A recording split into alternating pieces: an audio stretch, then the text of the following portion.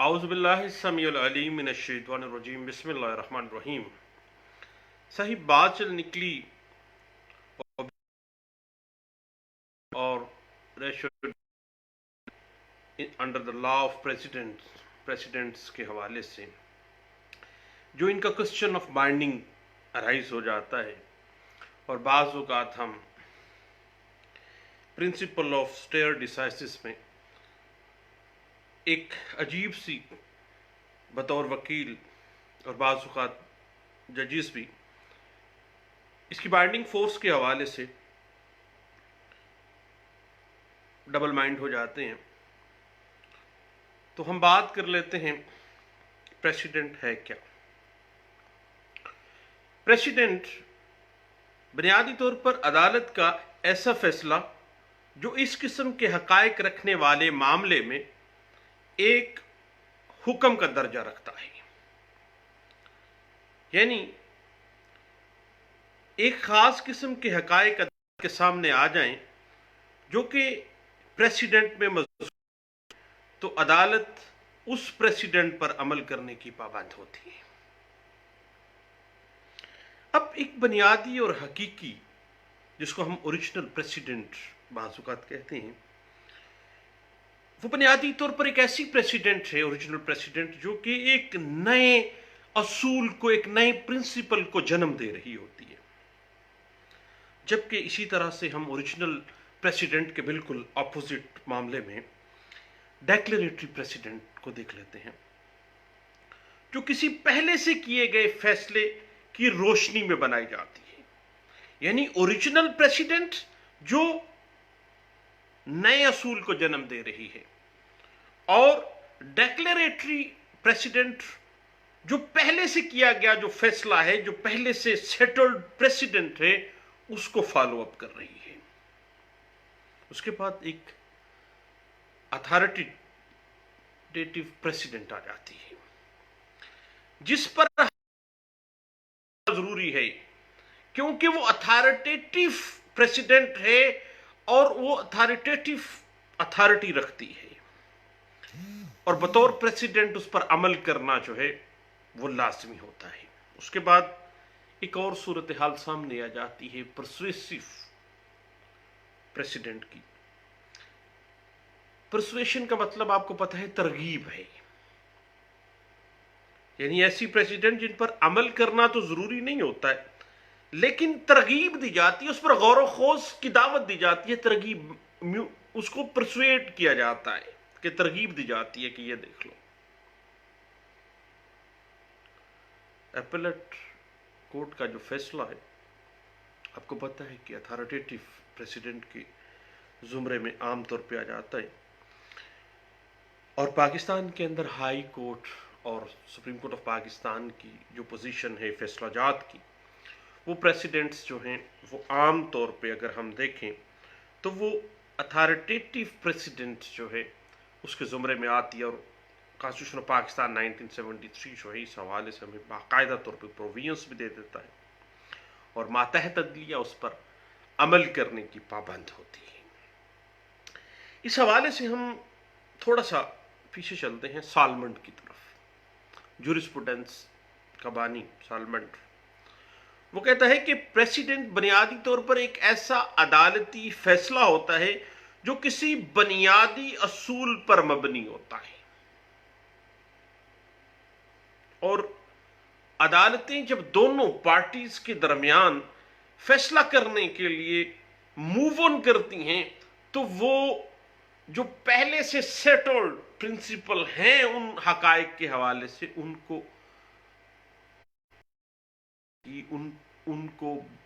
पर अमल करने की पाबंद है। और मातहत अदालतें इसी नवीयत के जो मुकदमात हैं उनमें आला अदालतों के जो फैसलाजात हैं उनको मानने की पाबंद है। और इसके ऊपर ही प्रिंसिपल ऑफ स्टेयर डिसाइसिस जो है, फैसले पर कायम रहने का असूल, जिस पे हम ऑलरेडी एक मैं गपशप लगा चुका हूं, और मेरा जो यूट्यूब चैनल है जिसका नाम मैंने लॉ लेक्चर्स बाय सलीम यकूब रखा है वो गपशप का प्रोग्राम, लेकिन चूंकि सर्च को आसान बनाने के लिए लेक्चर का लफ्ज़ इस्तेमाल किया गया है, उसमें प्रिंसिपल ऑफ स्टेयर डिसाइसिस पे जो हमने गपशप लगाई है उसको जरा जरूर देखिएगा। बुनियादी तौर पर लॉ ऑफ प्रेसिडेंट में बाइख्तियार आला अदालतों की फैसलाजात जो हैं वो मातहत अदलिया के लिए लाजमी उनकी पाबंदी जो है वो सामने आ जाती है। और अगर हम कॉमन लॉ में देखें तो बरतानिया में जो जज मेड लॉ है उसको बहुत अहमियत दी जाती है, और जज एक कानून बनाता ही नहीं है कॉमन लॉ के अंदर, बल्कि उसका ऐलान भी करता है। यानी कॉमन लॉ के अंदर हम देखते हैं कि जज कानूनी असूल वज़े करता है, जज मेड लॉस को प्रेसिडेंट ही कहा जाता है। अब जहां तक प्रेसिडेंट्स की लीगल वैल्यू को हम देखना चाहें, कॉन्स्टिट्यूशनल वैल्यू पाकिस्तान का आइन हमें दे देता है। अगर हम जूरिस्प्रूडेंस के पर्सपेक्टिव में कंसेप्चुअल स्टडी चूंकि हम करना चाह रहे हैं, तो अथॉरिटी ऑफ प्रेसिडेंट्स को हम देखना चाहें तो इस हवाले से हमारे उस्तादों ने खासतौर पे LLM में भी हमें इस हवाले से कुछ गाइडलाइंस दी थी। तो कॉमन लॉ के हवाले से साहिब प्रेसिडेंट्स को बहुत अहमियत हासिल है, क्योंकि जो प्रेसिडेंट्स हैं वो आम तौर पर फैसलों के जरिए जजों की एक जमात, कॉमन लॉ कहता है कि जजेस जो हैं वो उसको कॉन्स्टिट्यूट कर रहे होते हैं, और जज चूंकि कानून का माहिर है इसलिए वो बेहतर कानून बनाना जानता है, बेहतर कानून को इंटरप्रेट करना जानता है, बेहतरीन असूल, कानूनी असूल को बताना जानता है। और कोई भी अदालती फैसला जो प्रेसिडेंट का दर्जा हासिल कर लेता है उस वक्त तक वो काबिल अमल है, दुरुस्त है, जब तक कि आला अदालतें उसे तब्दील या मनसूख ना कर दें, उसके अगेंस्ट कोई फैसला ना आ जाए।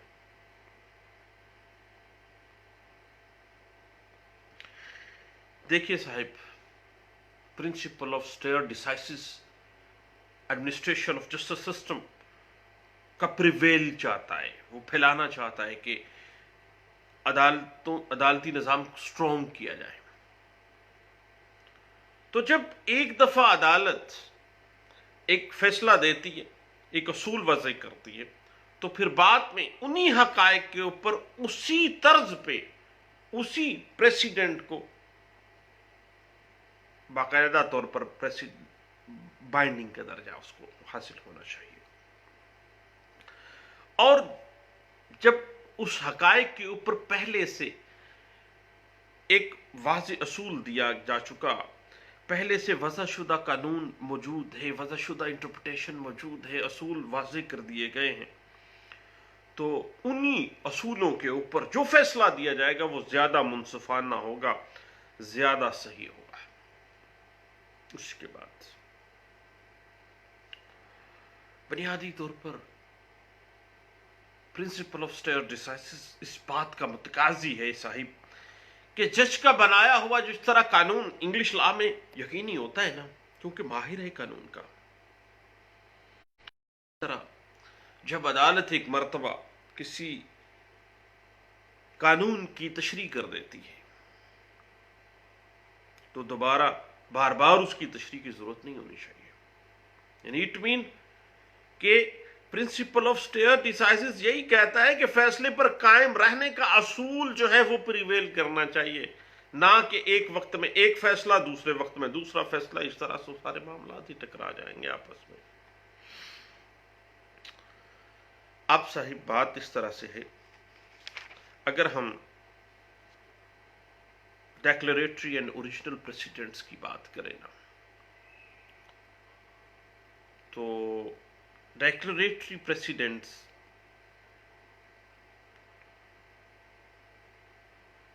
बुनियादी तौर पर नए असूल वज़ा नहीं करती, बल्कि डेक्लरेट कर देती हैं पहले से मौजूद असूलों के ऊपर ही वो डेक्लरेट कर रही होती हैं, डेक्लरेशन दे रही होती। इसी वजह से इनको डेक्लरेटरी प्रेसिडेंट्स कहते हैं कि पहले असूल बना, बाद में उसी असूल की डेक्लरेशन दे रहे हैं। इस तरह की जो प्रेसिडेंट्स हैं उनको हम डेक्लरेटरी प्रेसिडेंट्स कहते हैं। जबकि पहले भी हमने बात की, ओरिजिनल प्रेसिडेंट्स जो हैं वो नए असूल बनाती हैं, नए अदालती कवानीन की इंटरप्रिटेशन के मुताबिक कवानीन को वज़े कर देती हैं। जबकि हमने पहले भी बात की कि अथॉरिटेटिव प्रेसिडेंट्स और परसुएसिव प्रेसिडेंट्स की। अथॉरिटेटिव प्रेसिडेंट्स वो हैं जिन पर अमल करना जरूरी है, ख्वाह जज का फैसला दुरुस्त है या गलत है। मातहत अदालत के लिए इस पर अमल करना जरूरी हो गया। आईन पाकिस्तान 1973 के मुताबिक तमाम मातहत अदालतें, सुप्रीम कोर्ट ऑफ पाकिस्तान और अपनी उनकी जुरिस्डिक्शन में मौजूद जो हाई कोर्ट्स हैं, उनके फैसलाजात को मानने और उन पर अमल करने की पाबंद है। जी, that is the authoritative president, हुक्मिया है। जबकि परसुएसिव प्रेसिडेंट्स की अगर हम बात करें तो वो प्रेसिडेंट्स हैं, अदालतें जिन पर अमल करने की पाबंद नहीं है, दे आर बीइंग परसुएड, उनको तरगीब दी जा रही है। अगर अदालत चाहे तो आला अदलिया अगर परसुएसिव प्रेसिडेंट देती है तो उसके फैसलों के ऊपर बेशक अमल ना करे, लेकिन उसको गाइडलाइंस के तौर पे परसुएड किया जा रहा है कि इस तरह होना चाहिए। अदालतें कभी भी परसुएसिव टाइप ऑफ प्रेसिडेंट्स की पाबंद नहीं है। अब परसुएसिव टाइप्स ऑफ प्रेसिडेंट की बेहतरीन मिसाल ऑल इंडिया रिपोर्टर है साहिब। आमतौर पे जब हम मुख्तलिफ कोर्ट्स ऑफ लॉ में जाते हैं तो हम All India Reporter, Bombay High Court, Patna High Court का फैसला है, तो that is the persuasive precedents. हमारी अदलिया उसको मानने की पाबंद नहीं है, लेकिन दैट इज द परसुएशन। उनको हम तरगीब देते हैं कि देखो पटना हाई कोर्ट में यह फैसला हुआ था, बम्बई हाई कोर्ट में यह फैसला हुआ था। मसलन पाकिस्तान की कोर्ट्स हुआ, इंडिया की supreme court, all India reporter में, या हाई कोर्ट्स के जो फैसला जात हैं उनका फैसला तस्लीम करें या ना करें, मर्जी है, कोई पाबंदी नहीं है। लेकिन परसुएशन मौजूद है सही। जब हम उन प्रेसिडेंट्स को पेश करते हैं, या पिछले दिनों SCMR में बाकायदा कैनेडियन सुप्रीम कोर्ट का एक फैसला जो है वो बाकायदा रिपोर्ट किया गया। अब कनाडा की सुप्रीम कोर्ट का जो फैसला है, पाकिस्तान की जो मातहत अदलिया है, क्या वो मानने की पाबंद है? नहीं पाबंद, लेकिन SCMR ने बाकायदा तौर पर उसको परसुएसिव टाइप ऑफ प्रेसिडेंट के तौर पे नकल किया और हमने अदालतों में जाके उसको परसुएसिव टाइप ऑफ प्रेसिडेंट के तौर पे पेश किया कि जनाब कनाडा की हाई कोर्ट में यह फैसला इस तरह से हुआ था।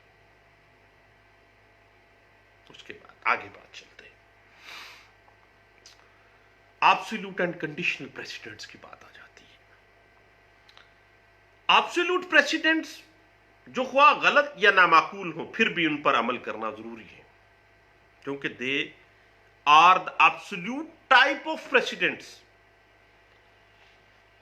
आला अदलियों के फैसले एब्सोल्यूट टाइप ऑफ प्रेसिडेंट्स के जुमरे में आ जाते हैं, क्योंकि मातहत अदलिया के लिए वो एब्सोल्यूट प्रेसिडेंट है। इसी तरह high court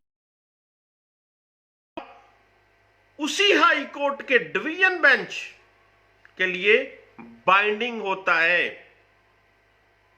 full bench of high Court का फैसला डिवीजन बेंच के लिए रखता है, और मातहत अदलिया भी इस पर फैसला करने की और उसको मानने की पाबंद होती है।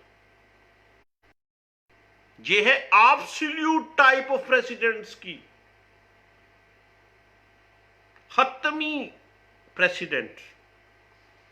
जबकि कंडीशनल प्रेसिडेंट्स वो होती हैं जो वाजिबुल तामील तो होती हैं, लेकिन उनकी हैसियत एब्सोल्यूट नहीं होती है। मसलन हाई कोर्ट के सिंगल बेंच का फैसला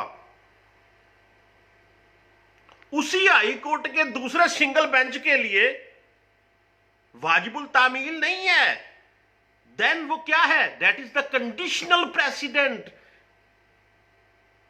कंडीशनल है कि उन इन्हीं हालात में फलां सिंगल बेंच ने ये फैसला किया, दूसरे सिंगल बेंच के आगे लेके आ जाए उसको, तो वो उसके लिए कंडीशनल प्रेसिडेंट है। वो एब्सोल्यूट नहीं है, वाजिबुल तामील नहीं है, तो जरूरी नहीं है कि उसको मानेंगी वो। अब बात करते हैं ओबिटर डिक्टा एंड रेशो डसेंडाए की। ओबिटर डिक्टा जो है वो जज की जेली राय है। ओबिटर डिक्टा जज की वो जेली राय है जिसका उस मुकदमे से बराह रास्त कोई ताल्लुक नहीं होता। अदालत अपनी राय देती है, इसलिए ओबिटर डिक्टा अदालतों के लिए काबिल अमल जरूरी नहीं है। ओबिटर डिक्टा जो है उस पर अमल करना अदालतों के लिए जरूरी नहीं है, जबकि रेशो डसेंडाई जो है वो अदालतों का बुनियादी और हकीकी नुक्ता है एक फैसले में। यानी ओबिटर डिक्टा की हद तक उन अदालत की जाती राय है, जज की अपनी जाती राय है। अब जाती राय बाइंडिंग का दर्जा नहीं रखती है, लेकिन उसी फैसले में अगर उसने रेशो डसेंडाई यानी उसी अदालती फैसले में बुनियादी और हकीकी नुक्ते को बयान किया है, और वो प्रिंसिपल जो है वो रेशो डसेंडाई है, and that will be the binding on the subordinate courts. सारी बात इस तरह से है कि किसी मुकदमे में बुनियादी नुक्ता जो है वही प्रेसिडेंट बनता है, और वही बुनियादी नुक्ता जो है वो जुडिशियल लॉ की हैसियत इख्तियार करता है, और उसी को ओबिटर रेशो डसेंडाए यानी अदालती फैसले का बुनियादी और हकीकी नुक्ता रेशो डसेंडाई उसको कहा जाता है। यानी मुकदमे के बुनियादी नुक्ते को बाइंडिंग फोर्स का दर्जा हासिल है, मातहत अदलिया उसको मानेंगी। अब बात थोड़ी सी आगे बढ़ाते हैं। बात इस तरह से है कि अदालत के वो फैसले जो किसी स्टैट्यूट लॉ की तशरीह करते हुए सादर किए जाए, यानी किसी स्टैट्यूट लॉ की इंटरप्रिटेशन करते हुए जो फैसला सादर किया जाएगा, वो अथॉरिटी का दर्जा हासिल कर जाता है। वो फैसला अथॉरिटेटिव प्रेसिडेंट के जुमरे में आ जाएगा, और वो फैसले एक पर मबनी हो, और उनका फैसला पहले किसी जो ऑलरेडी मौजूद है कोई भी प्रेसिडेंट उसके मुताबिक किया जाएगा। अगर वो किया जाता है तो उसको डिसीजन ऑन प्रिंसिपल कहा जाएगा, यानी डेक्लरेटरी प्रेसिडेंट, यानी पहले से मौजूद कोई प्रेसिडेंट है जिसके ऊपर उसको बुनियाद बनाकर दे दिया गया है। अब बात थोड़ी सी आगे बढ़ती है साहब कि एक प्रेसिडेंट जो है वो कब नजरअंदाज की जा सकती है। यानी कंडीशनल प्रेसिडेंट पर अमल करना जरूरी नहीं है, जिस तरह हमने पहले भी ये बात की है। मसलन एक हाई कोर्ट के सिंगल बेंच का जो फैसला है वो हाई कोर्ट के दूसरे सिंगल बेंच के लिए वाजिबुल तामील नहीं है, उस पे उसकी पाबंदी नहीं है।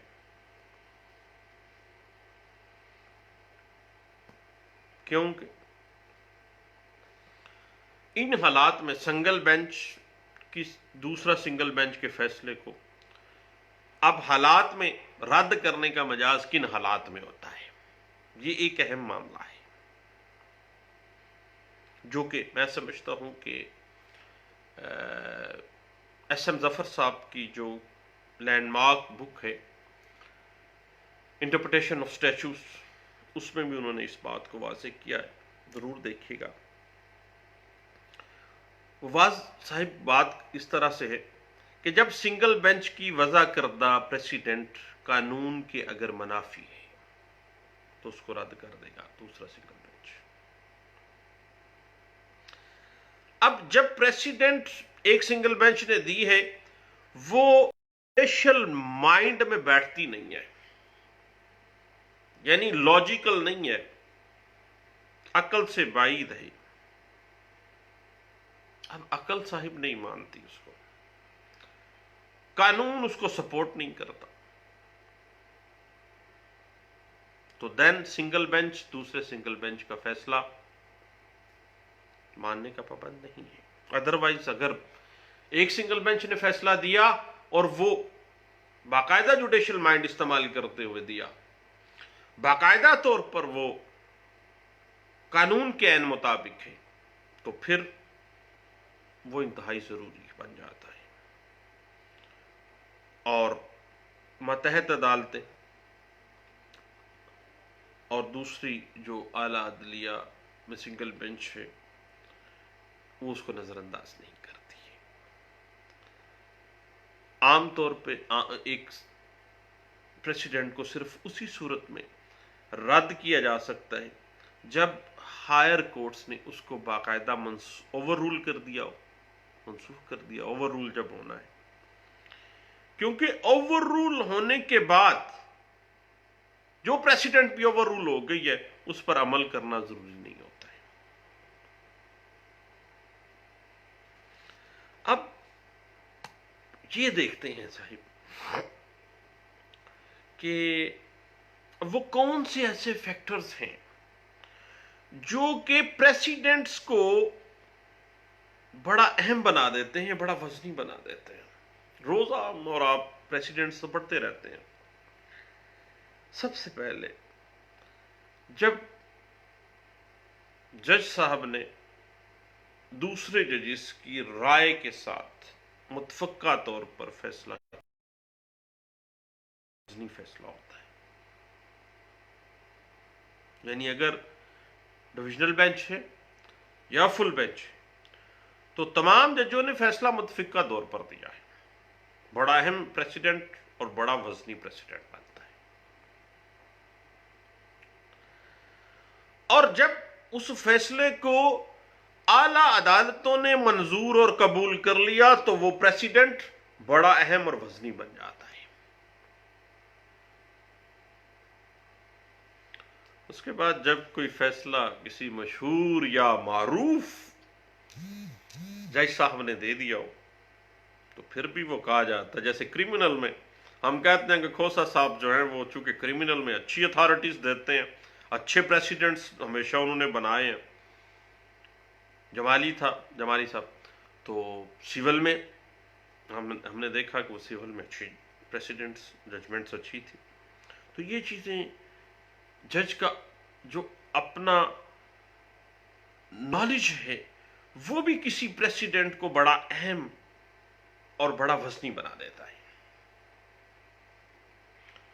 उसके बाद एक और चीज है कि बार ने या वकला ने उसको तनकीद का निशाना ना बनाया हो, सब कहें कमाल किया है जनाब, जबरदस्त कर दिया। ये ना हो कहें कि खोसे ने तो जनाब जस्टिस ऑफ पीस का बेड़ा गर्क कर दिया या इलीगल डिस्पोजेशन एक्ट का बेड़ा गर्क कर दिया जज खोटा साहब ने। अब ये बात तो सामने आ जाती है ना, फिर सेक्शन 3 इलीगल डिस्पोजेशन एक्ट का बेड़ा गर्क वाकई उन्होंने किया। और खास तौर पे मैं समझता हूँ कि साहिब जब थे यहाँ पे लाहौर हाई कोर्ट में 2005 वाली जजमेंट में, उन्होंने उस वक्त ही ये मामला शुरू कर दिया था। और ख़ास तौर पे पुलिस इन्वेस्टिगेशन वाले को जो प्रिविलेज दे गए थे वो अभी तक हम। और उसके बाद ले साहिब अजान हो रही है, दोबारा मिलते हैं इंशाल्लाह थोड़ी देर के बाद। Thank you, Allah Hafiz.